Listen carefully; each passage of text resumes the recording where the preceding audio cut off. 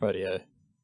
We've talked enough about that shit. Let's parlay our way into a bit of a discussion around the spinners in Aotearoa, because today I wrote my first of two state of spin thingies. I focused on the Auckland Aces, Northern Districts Knights, and Central Districts, and then tomorrow I will write about the Wellington Firebirds, Canterbury, and Otago Volts. And it's just my intention is just to lay out these teams' spinner situations and then assess like any trends that are present in domestic cricket around Aotearoa with the spinners.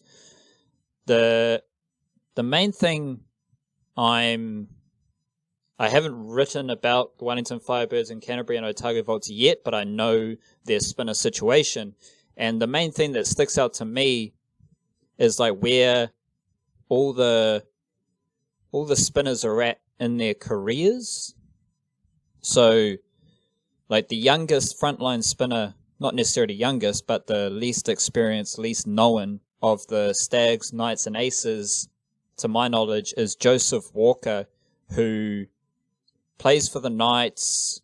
If Ish Sodhi or Mitchell Centner's back and available for the Knights, then Joseph Walker drops out. If Centner and Sodhi are on Black Caps duty, Walker comes in. And this year, Walker had the best summer of his career. He's an off spinner, but he's played, 5-6 years of domestic cricket, so he's not necessarily a spin prospect, but he is the youngest or the least experienced spinner of those three teams, like notable spinners. Auckland Aces have Lewis Delport and a situation with Will Somerville, and then the Stags are led by Ajaz Patel, and you get a couple of overs from like guys like Brad Schmully and George Worker. Auckland Aces do rely on Glen Phillips, Jeet Raval, Mark Chapman to bowl some spin as well. But there's, across Aotearoa, across all the teams, there isn't like a wave of spinners coming through, which isn't necessarily a bad thing because the talent is a bit further along. So like Ajaz Patel's the best test spinner. He's the test spinner right now. That's fine. Mitchell Centner and Ish Sodhi, the white ball spinners, that's fine. Like Auckland have Will Somerville and the experience, like holistically speaking, of Lewis Delport. So to me, my assessment is the spin talent in Aotearoa is just further along their careers, but there is a lack of like interesting, funky, wow, who's that exciting dude? I do know Canterbury have Theo Van Workom, who is, I think he's a lefty, similar to Ajaz Patel. Blake Coburn hasn't really kicked on with his lefty leggies, which is like the holy shit X-Factor spinner. Aotearoa doesn't really have any holy shit X-Factor spinners.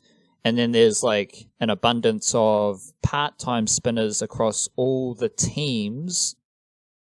So that's one over in trend. I was just thinking about Walker, and he didn't play an excessive amount of domestic cricket this summer because Mitchell Centner was dropped from the test team and Ish Sodhi isn't in the test team contention. So for Northern Districts moving forward, if neither Mitchell Centner or Ish Sodhi aren't playing test cricket, which seems like a very realistic possibility in the next 18 months, suddenly Joseph Walker's not going to be playing cricket for the Knights because those dudes are going to be more available more often. So it puts him in a weird little scenario where his pathway and development's blocked.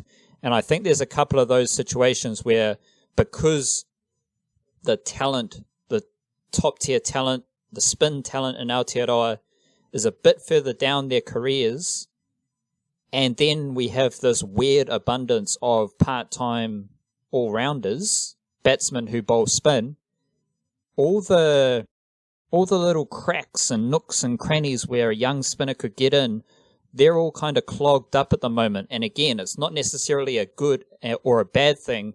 That's just how I observe the spin situation, the state of spin in Aotearoa, without any real like judgment placed on it.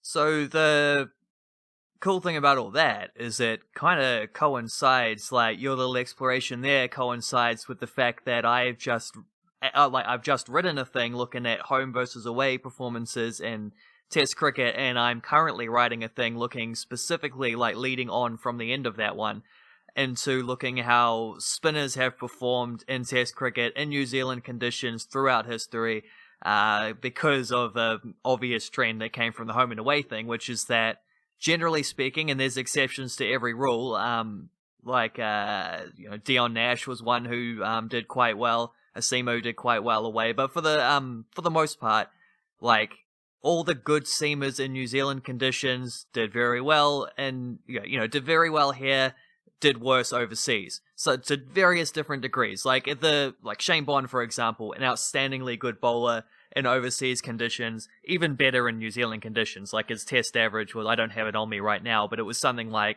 not like 19s in New Zealand and 25 or something like that away, balancing out somewhere in the middle at around 22, something like that.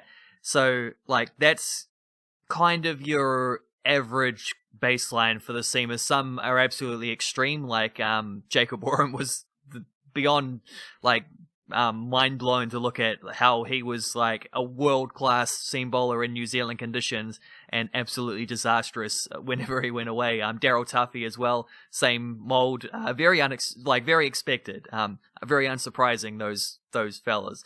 Kyle Mills, same boat, and also there's a kind of generational thing there of those guys all playing at the same time, and I wonder, also crossing over with Stephen Fleming, who was the same on the batting side of things, to the opposite degree. Like, he was terrible batting, and New Zealand, I think he averaged 33s in New Zealand, averaged 48 or something away from New Zealand, with I think 3 triple centuries away from New Zealand as well. So there seems to be a little bit of a relation between that, and maybe it's just a bit of the era, that time.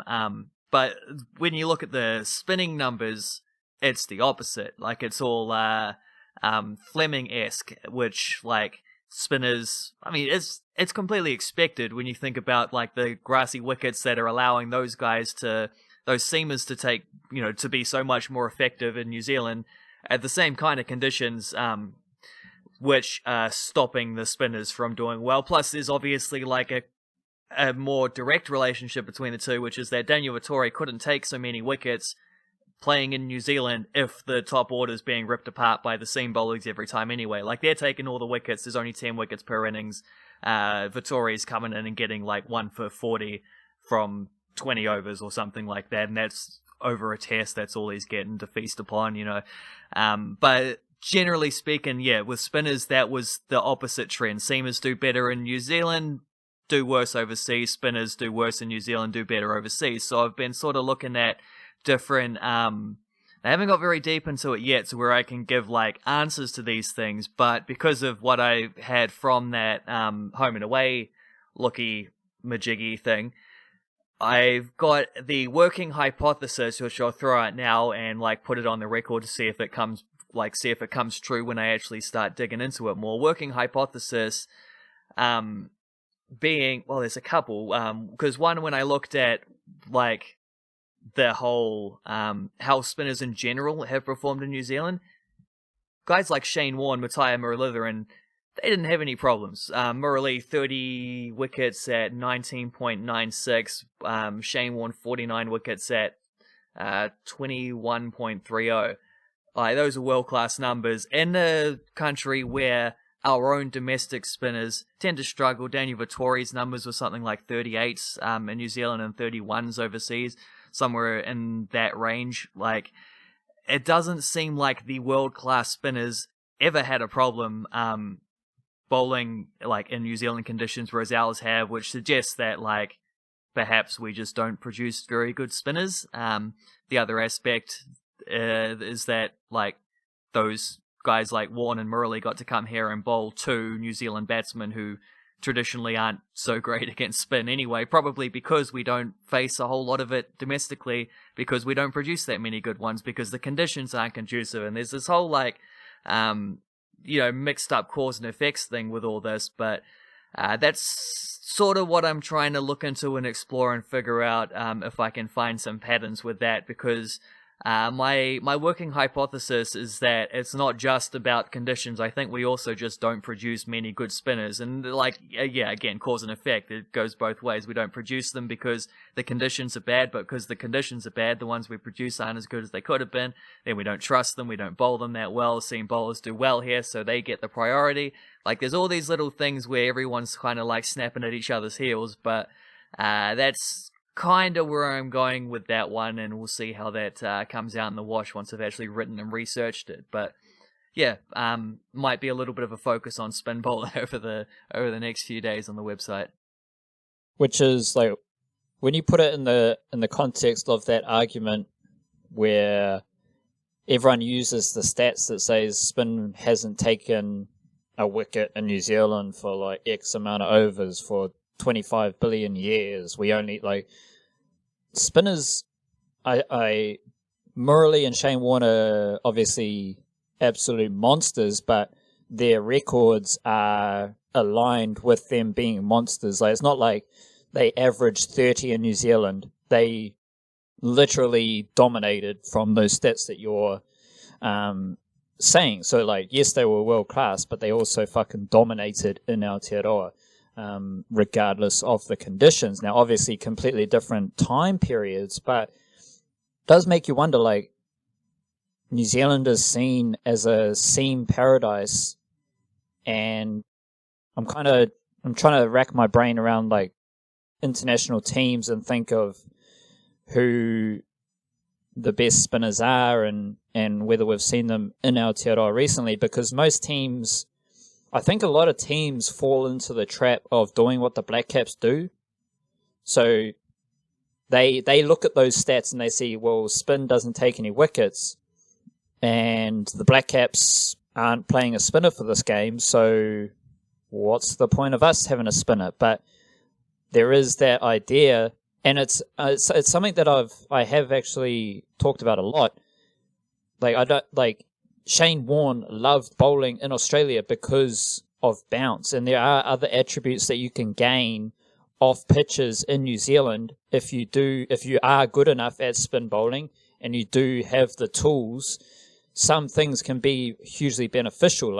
Ish Sodhi and Mitchell Centner are both taller lads. I think they're both over 6 foot, so they're both going to benefit from the bounce. And I wouldn't necessarily then. Even Will Somerville's a monster, and it's we're going to spin conditions which are generally perceived spin conditions as a translation for low and slow, so bounce isn't really a factor. But when you come to Australia, you come to New Zealand, bounce becomes a factor, and that's why spin bowling is so difficult in Australia, because of bounce and because of the conditions in which you are bowling, regardless. So I do wonder if teams... They may underutilize spin, but then again, are there any spinners in the world who would come to New Zealand in Shane Warne Murali fashion and rip us apart? I don't know if that spinner exists in the world at the moment. You can chuck up any names here, Wildcard, if you do have a true world class spinner who might do that.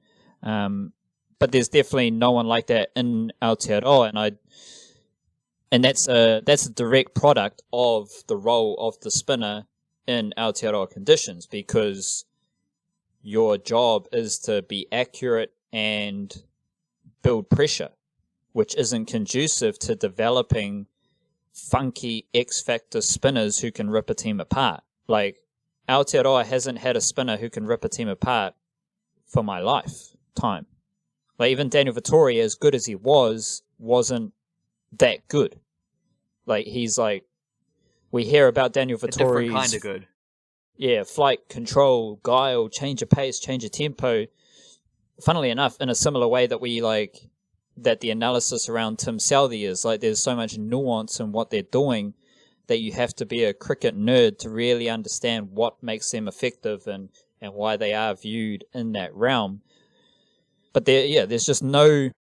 I think the funk has just gone out of the spin, and that's not just in New Zealand, that's in the world. There's less of those really dominant spinners, there is that leg spin kind of revolution, but that's more tuned into T20 cricket. So it is interesting times. I don't know where you want to jump off from that, but yeah.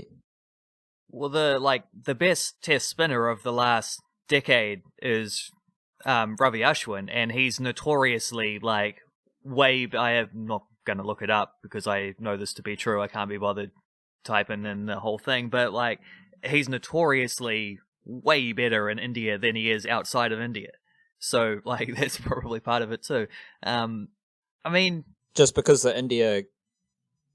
they were recently here, I think Ashwin played the first Test, and then Jadeja got the nod, and Jadeja looked like the man. Yeah, well, bowling, Jadeja was the man in the field, but then he was bowling pretty well, and it's well, shit, what happened to I know Ashwin's been in and out of that Indian lineup in recent years, but yeah, we did see India very recently change between Ashwin and Jadeja, I think mid-Test series. And that coincides with the whole, you think Indian cricket, bowling, you think spinning, you know, it's not even something that you think of Ashwin in recent times. You go back to Anil Kumble, guys like that, but, and then often they've got, that one guy who can, a Zahir Khan or someone like that, who, by the way, also very successful when he played in New Zealand. He was I think he's on the top 10 list of wicket takers by overseas players, although he probably played quite a few games because he was around well. But guys like that.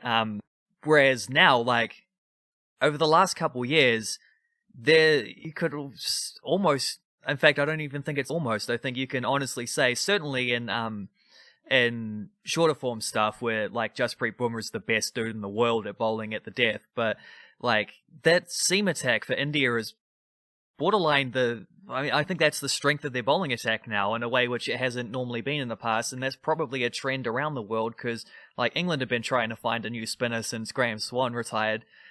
Still not really getting anywhere with that one. Jack Leach seems to be a better night watchman than anything else.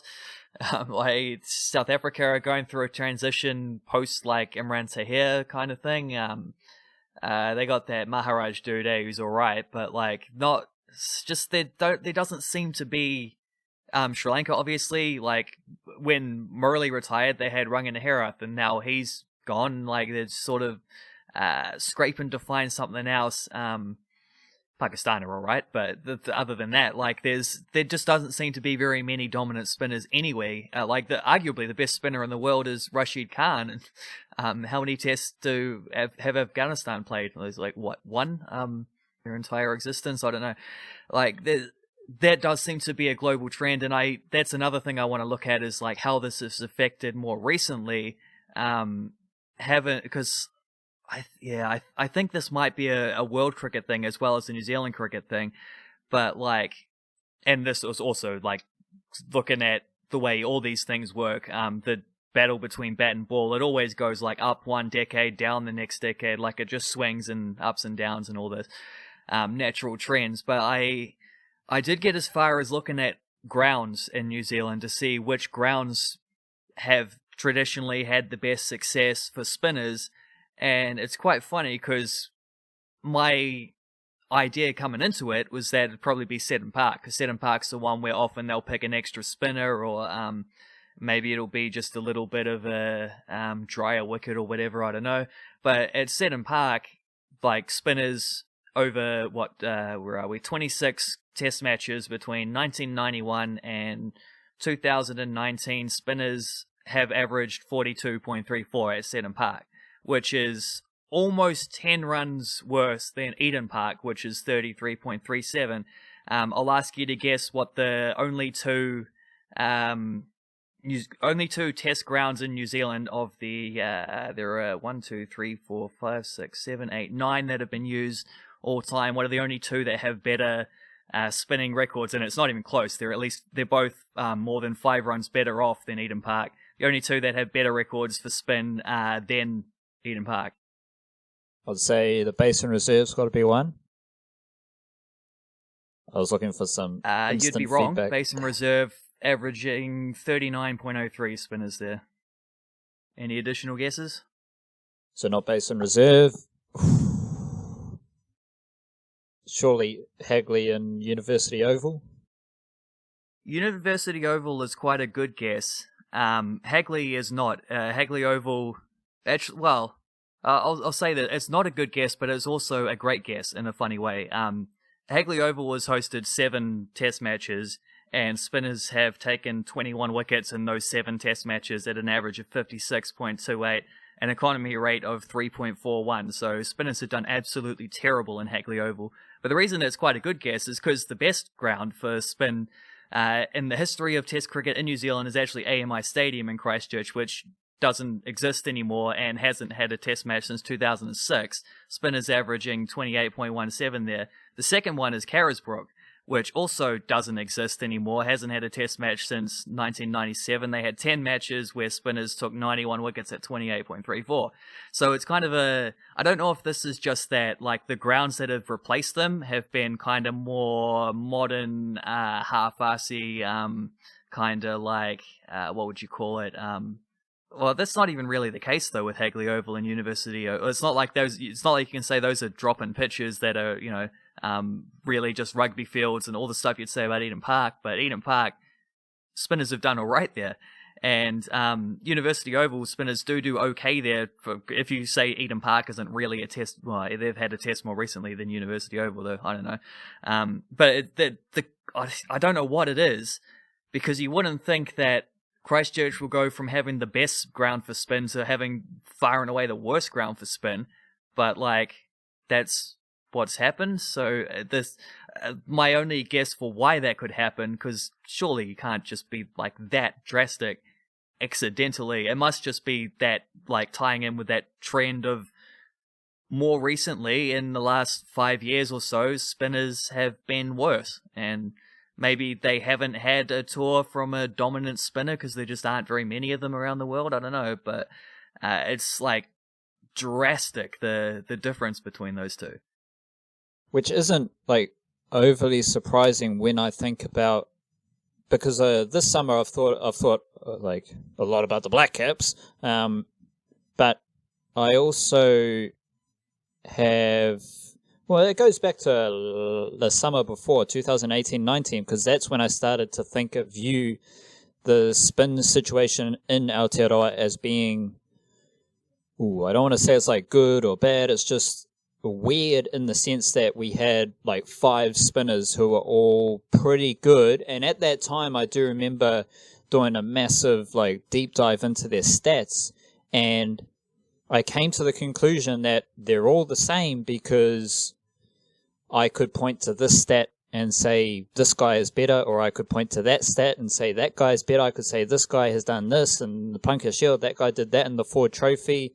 And the spinners I'm talking about are Mitchell Centner, Ish Sodhi, Ajaz Patel, Todd Astle, and Will Somerville. Like, they were all doing good things in different ways that it just made them all the same. And I settled on a perspective where personally, any conclusion I came to regarding the best spinner in Aotearoa was strictly based on my personal bias and I couldn't, what's different is like we're in the business of sharing our bias and sharing our opinion, but what was different was I felt bad picking and choosing different stats to make the case for one spinner when the same thing could be done for any of those spinners. So I instead was like, we've got like 4 or 5 spinners who are all fairly similar, not in how they bowl, but in their performances and their output. Not necessarily fantastic, but all fairly solid.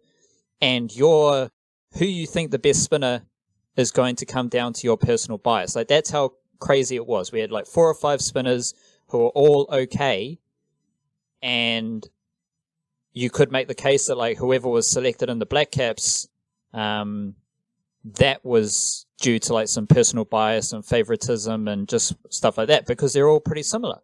And now, as part of the 3-part thing I did about the summer of transition and transformation, we've lost 2 spinners. Todd Astle retired in red ball cricket, and Will Somerville got injured for Auckland. one of the most interesting cricket narratives to keep an eye on over the next 12 months is whether Will Somerville goes back to being the automatic top dog with Auckland Aces, or if Lewis Delport can keep Will Somerville out of the Auckland Aces team, because that would be crazy for Will Somerville. So now we've just got Ajaz Patel, Ish Sodhi and Mitchell Centner. And throughout that time period, like, Ish Sodhi came onto the scene for the Black Caps, like, off the top of my head, around 2013, similar time frame for Mitchell Centner. Ajaz Patel and Will Somerville were a bit more recent. Todd Astle got sporadic opportunities over the same similar-ish time period. Obviously, he was around a lot longer. But so you're using a post. I think AMI Stadium's the new one, actually. I think it was Jade Stadium. We're not from Canterbury. So. It's the same one, isn't it? They just sold the sponsorship to someone else. But yeah, Jade Stadium is what it is more. No, because AMI is the new stadium. I don't know. I'm just going off what Cricinfo says. Well, they don't know shit about Canterbury. Well, AMI probably just moved their sponsorship onto the new one as well. Yeah, well, we know it as Jade Stadium. That's what we. Right, wouldn't you? If the one, colloquially known as Jade Stadium. That is when I think of Nathan Astle, I think Jade Stadium. Yeah. So you're talking about so Jade Stadium and Carisbrook were fantastic for spinners, which is weird because we think the south of Aotearoa, we think juicy, we think moisture, overcast, and we think seam bowling. So a post Jade Stadium and Carisbrook era, we've got the Hagley Oval, University Oval in Dunedin.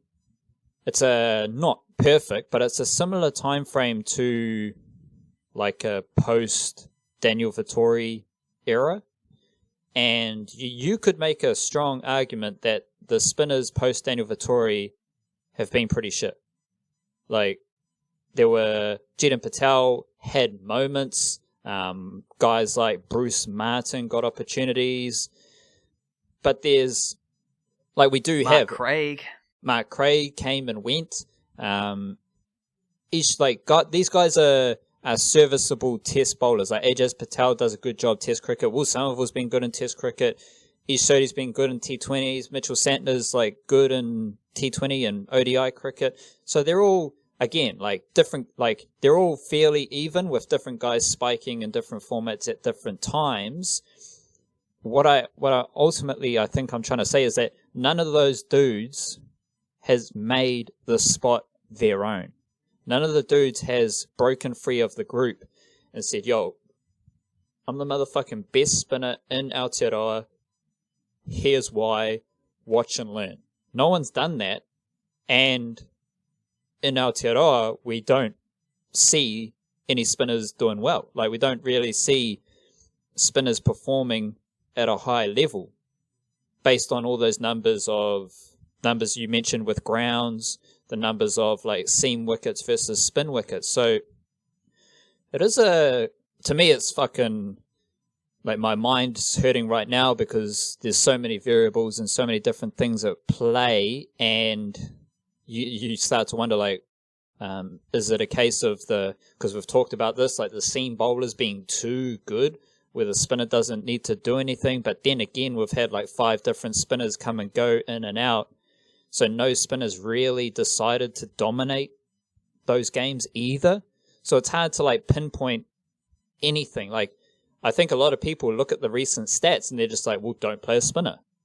Well, why don't we try and get a spinner who is good enough and develop a spinner to perform at a high level of the highest level of cricket? Let's make that as opposed to falling back on being spinners don't take wickets, so we're just going to pick seamers and that's it. Because in the stuff that I've looked through yesterday and today, that might seep into domestic cricket as well, where no one wants to be a spinner. So suddenly they've just got less and less spinners coming through, and you've got less and less of the spinners who excite people, like leg spinners and offies with lots of variety. Those don't exist in Aotearoa. We do have leg spinners, but our main leg spinner, Ish Sodhi, couldn't take his opportunity at Test cricket. So I do wonder what the effect of the lack of the purest form of funky spin with the Black Caps, what effect does that have at the lower levels in terms of developing spinners, or are we going to see now this whole weird wave of young spinners coming through who are like got all sorts of varieties and heavily influenced by T20 cricket, but they can perform in Test cricket and long form cricket? Like, it's all a bit of a interesting conundrum. To an extent, we're already seeing that with the just like proliferation of spinners in the Plunket Shield at the moment, and not just part-time spinners like getting through a few overs, but part-time spinners legitimately taking wickets. So like, that's a trend which sure has to have come from like this kind of thing. Spinners aren't doing that well, so they're becoming undervalued. But at the same time, if spinners are undervalued now, then that means that now is the perfect time to be a young spinner coming up, throwing in your variations, really like working on your tools and figuring out like batsmen don't know how to play this right now. Like, they're just not facing this kind of stuff. So now's the perfect time to be coming through as a spinner like that, which is like just that thing about everything going around in roundabouts and cycles like that. This is an unprovable theory, but while you're saying that, I was wondering, like, the other aspect of this is I wonder how much 2020 cricket has influenced this. And I wonder if the role of a spinner just in general, like worldwide cricket, tactically speaking, at international level, where the spinning overall has just pushed a bit too much towards that, like, from being the Shane Warne attacking, Murali attacking type bowler to being more like just a little too far in that way of containment. And I don't know how to prove that, but it feels like a sound enough theory to me off the cuff. I was looking at the 7 test matches that have been played at Hagley Oval as well. Every single one of them has had a result, except for one, which was that which should have been a result, is when New Zealand batted all day. Speaking of spinners, Ish Sodhi with a glorious innings to hold on for a draw there against England a couple of years ago. Other than that, Australia beat us by 7 wickets once. New Zealand have won the other 5 matches that have been playing there, including a 423-run victory over Sri Lanka on Boxing Day 2018, if you remember that one. And the other is like won by 8 wickets, 7 wickets, 8 wickets, 9 wickets. So they've all been comfortable results as well, which probably, I think, leans on, without looking into it any deeper, I think that probably leans on what you said about the thing about maybe the seam bowlers are just a little bit too good and they're just taking all the wickets. So, like, that, I mean, if that's part of it, then that's part of it. Like, you're not trying not to win test matches, and you want to, like, if you've got a 3-pronged bowling attack of Tim Southee, Trent Boult, and Neil Wagner, you're expecting them to take all the wickets, which does alter the role of your spinner. This does, like those stats before, include overseas spinners as well, so that's a factor as well. And if we smashed Sri Lanka, I'm in that test match by 423 runs, I'm assuming we also smashed their spinners all over the place, which probably affects it as well. But like, it's just a sort of interesting little time, I guess, to be a spinner in worldwide cricket for all of these reasons and more. It's just kind of like, I don't know, I just come back to that idea. I think spin bowling right now in world cricket is an undervalued tool. The most interesting thing, I believe, is that looking at like Plunket Shield numbers, as we've talked about a fair bit, is the part-time spinners. Because like we're saying, like, well, I'm saying like a lot of the best spinners in New Zealand just haven't quite been good enough in the last like 5 to 10 years. And that was actually evident in the Plunket Shield last summer, because Mitchell Centner, Ish Sodhi, Todd Astle were all fairly mediocre in the Plunket Shield, and Will Somerville was a non-factor, I believe. Like, let me just check old Will. Yeah, he was a non-factor, and he obviously got injured as well. But the best spinners in the Plunket Shield were Lewis Dalport was the best, which might be a one-season wonder. Like, we've got to wait for 2-3 seasons. Ajaz Patel was pretty good. Like, he held on to his top spot. But then you've got guys like Glen Phillips. You've got guys like Glen Phillips averaged 24.8. Todd Astle averaged 53. Mitchell Centner averaged 57. Ishodi averaged 80. Like, that's a huge disparity. Michael Bracewell averaged 22.10. And all these dudes are doing it with decent wickets, like 9, 10, 11, 12 wickets. Obviously, they're only playing like fucking 2 games, which is terrible, but it's what we get. But the point being that, like, we're at this weird point right now where the best spinners in Aotearoa haven't necessarily, the best spinners in terms of like Black Caps selection and Black Caps rankings haven't necessarily been the best spinners in Aotearoa in terms of performance. The best spinners in Aotearoa in terms of performance, other than Ajaz Patel and Lewis Delport, are guys like Glen Phillips, who's suddenly a spin bowler now, and Michael Bracewell, Michael Rippon for Otago as well. Those sorts of characters, like even someone like Cole McConchie, who didn't play a lot this summer, very nifty off-spinner, all-rounder, bats and bowls. Dean Foxcroft for the Otago Volts. Those type of dudes are proven to be highly effective in domestic cricket and Plunket Shield and Ford Trophy. Obviously, it goes without saying T20 cricket is better suited to those roles and those jobs. But yeah, it is a weird time when, having said of what we said, like, some of the best spinners in Aotearoa aren't actually the best spinners in Aotearoa like right now, which is just crazy. And it's hard to think of how that can be the case. Like, is Glen Phillips just a better bowler than Mitchell Centner? I doubt it. Like, I can't, I've seen them both play. I haven't seen Phillips bowl very often, but seen a lot of Mitchell Centner to know that he's a better bowler than his statistics tend to suggest. Like, why that is as well, why it is that Mitchell Centner doesn't take enough wickets is its own thing as well. Like, but it surely has a lot to do with how they're used. Like, tactically, what time of like a captain's being a little too aggressive with the Black Caps guys. Like, these dudes can bowl 40 overs in a day between them, and like, if we'll get through these and they'll get a bunch of wickets for us, will be sweet as. Or is it like opposition batsmen just go easier on the part-timers and lose their wicket that way because the ball is actually spinning a bit more than they expected? I don't know, but like the theory goes, if it seems it spins, so...